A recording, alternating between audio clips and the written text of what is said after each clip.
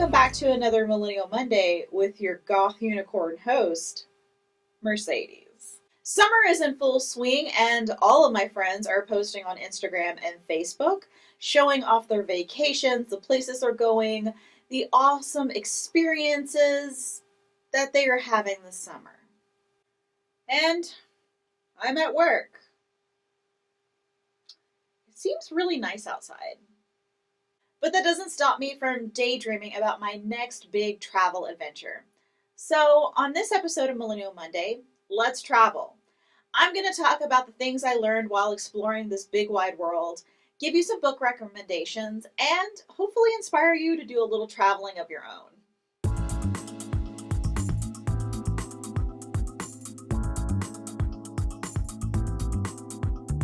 Millennials, let's be honest with ourselves.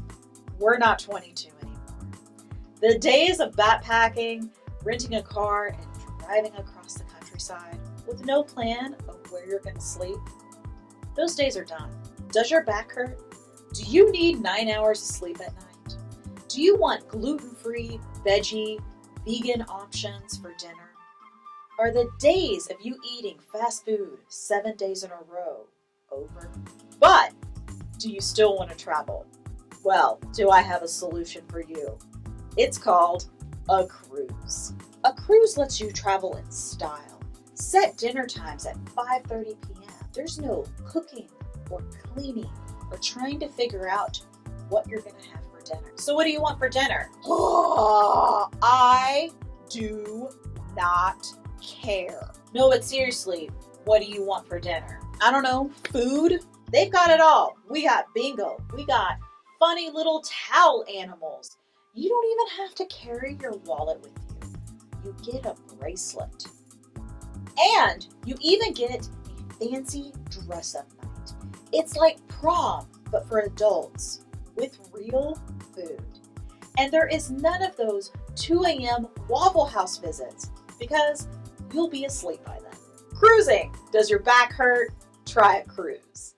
I joke, but I seriously cannot wait to get back to cruising. It is my absolute favorite way to travel. I have a cruise booked for February 2022. Keep your fingers crossed for me. And the biggest hassle of traveling for me has always been the planning. Where are we going to go? Where are we going to stay? What are we going to eat? No, seriously, where are we going to eat? Traveling is stressful, and the last thing I want to do is end up needing a vacation from my vacation. So I am going to be recommending, yes, books. Going online and searching for destination and trips has always really stressed me out. There are too many options. It can be confusing. I don't know where I want to go. Is this going to be cheaper than that vacation? And honestly, I need to narrow things down before I start planning or go to a travel agent. The Scott County Public Library has tons of books to help you plan your next vacation, and it can help you narrow down to actually where you want to go. Maybe you want to stick close to home and go hiking in the Great Smoky Mountains. We have a book for that. It has pictures of the different trails. It also has maps to show you where they're at. And you can plan your next great hike with this book. Want to go to Universal Studios and ride Hagrid's Magical Creatures motorbike adventure? We have a book for that. Want to go to Italy and find out where the best gelato is? We have a book for that. Honestly, I find having a book in my hand that I can browse about different travel locations is therapeutic. It gives you a taste of what your vacation is going to be like. It opens up different travel ideas that maybe you hadn't thought about. And travel books can be so expensive. This one just for Italy is $28. So maybe you're going to Europe and you don't really know where you want to go yet in Europe. Are you going to buy $10, $28 books to decide what countries to go to? So if you're about to plan a vacation and you want to get more information about a country, hiking, places you're going to see, I really recommend just coming to the library and checking out our travel section. It is in the 900s. You can narrow it down by country, region, place, what you want to look at. And you can ask the person at the info desk and they'll be more than willing to help you. Yeah, but maybe not this cruising and cruise ship book from 2020. I don't think they knew what was coming when they printed this. Yeah.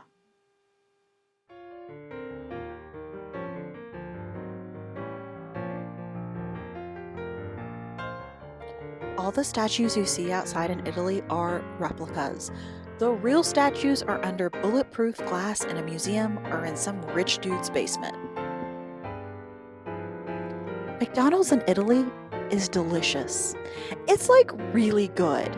And you're asking yourself, why would you go to Italy, Mercedes, and eat a hamburger? I would like to see you go to Italy and eat pasta and bread for weeks on end and not crave a hamburger.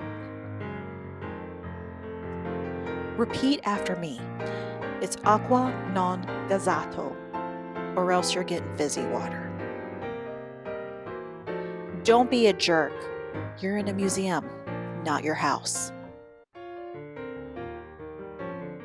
Should you go to Pisa? Oh my God, yes. Just go. Take the stupid photo. You know you want to. Also, there's like a whole bunch of other buildings besides the Leaning Tower there. No one ever tells you that. Not a lot of places have air conditioning. That's normal. Also, there are no dryers for your clothes. Okay, so for my next book recommendation, I wanted to choose something with ancient Rome vibes.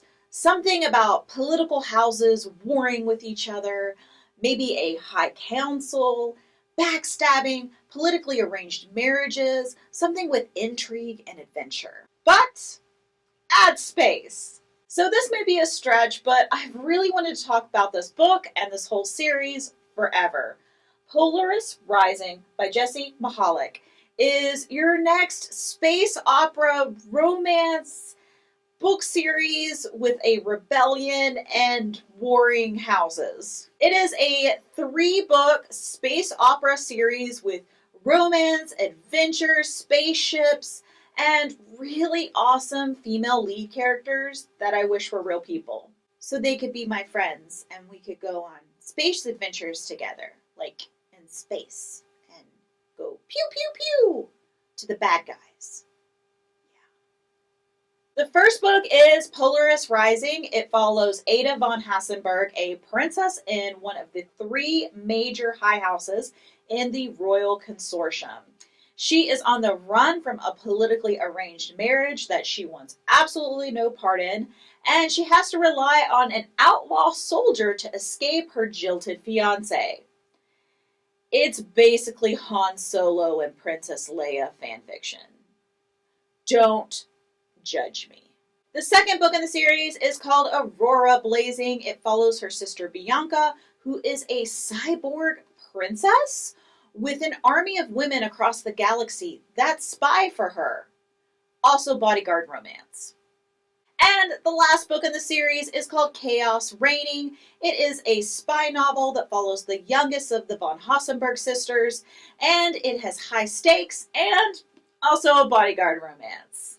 All 3 of these books are out now, and the library does own copies of all 3 books. Each one of these books is absolutely perfect. I do recommend this series for anyone who likes Pierce Brown, who is the author that wrote the Red Rising series. If you like your science fiction with political intrigue, this is going to be a series that really speaks to you. Yes, it has romance. Yes, it has technology in it.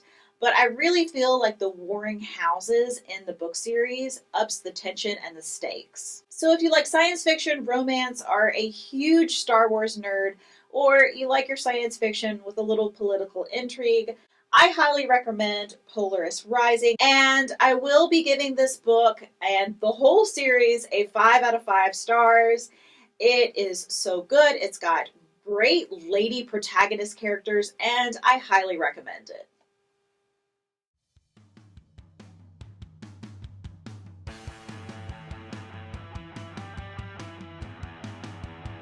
They drive on the left side of the road in Ireland and Canada. Also, real roundabouts are scary. Canada is gorgeous, but with 300 million less people than America, everything is nicer. Their air is nicer, and it smells like, well, it doesn't smell. Driving in other countries is scary because America was all like, we don't need the metric system. So the first time you're driving in another country and it's not in miles per hour, You're doing like 80 down the highway and everyone behind you is honking because you're going too slow. And you're crying because you're just trying to do your best. My next book selection reminds me about how much I love traveling to beautiful green European places where tea is always served with breakfast. Ireland was the absolute best. They always had a hot pot of tea on the table for breakfast, and I never had to ask. Now, I haven't been to England, but it is on my bucket list, and I feel like I know something about it because I'm a Great British Bake Off aficionado. Rosalind Palmer Takes the Cake by Alexis Hall is your next fun, stable romp through the countryside of England, and for those of us who are really obsessed with the Great British Bake Off. Rosalind Palmer is a single mom in England. She lives in a town right outside of London. When she was younger, she dropped out of university when she got pregnant with her daughter. Her daughter is now 8 years old and a little bit older, and Rosalind kind of looks at her life and she decides that she wants to have something else. She feels like she's been a disappointment to her parents her entire life because she didn't get a doctorate degree like they wanted her to. So Rosalind decides to do something for herself. She is going to enter Bake Expectations, a competition to find England's best baker. And yes, Bake Expectations is the name of the TV show that she goes on, but it is basically the Great British Bake Off show. And when she gets there to the idyllic manor in the countryside where she is going to be baking for 8 weeks straight, she finds out the competition isn't exactly what she thought it was going to be. She doesn't feel empowered, and she actually starts this journey with a lie to one of the contestants because she doesn't want to be judged about being a single mom. This book is definitely Rosalind's journey to accepting herself and her family and who she is, but it is also a light, fluffy read for those of us who wish we could go on a baking show. And I will say that one of the clever things that they do in this book is that each of the sections is broken up into the weeks. So like week 3 is bread week, and there's pudding week and pie week. And since it is broken up into the weeks, we are only with Rosalind when she is actually at the TV show filming. So we get 8 weeks of her story, but we're only really with her on the weekends. And it moves the plot forward pretty well. I absolutely loved Rosalind's journey. Now, this book is kind of big. It's over 400 pages, so that is pretty big for a beach read for the summer, but I still really recommend it. This is going to be the first, I believe, in a series. The second book is coming out summer 2022, and it is going to be called Paris Dalincourt is About to Crumble. So I believe we will be going back to the Great British Bake Off show. If you decide that you want to use this book for your reading group, or if you have a book club with friends, I do recommend it because there is a reading group guide in the back of the book with questions that you can follow along with if you are having a discussion. It also, in the very back of the book, has recipes for some of the things that they make inside the book. I absolutely love it when they give me recipes. So if you were looking for something fun and light to read this summer, I really recommend Rosalind Palmer Takes the Cake. And that's going to be it for another Millennial Monday today. Thank you so much for joining me. Make sure to like us on Facebook and check out our website at www.scottpublib.org for a list of all of our upcoming programs, to apply for your own library card, or to check out our catalog. So let's now dance party out of here.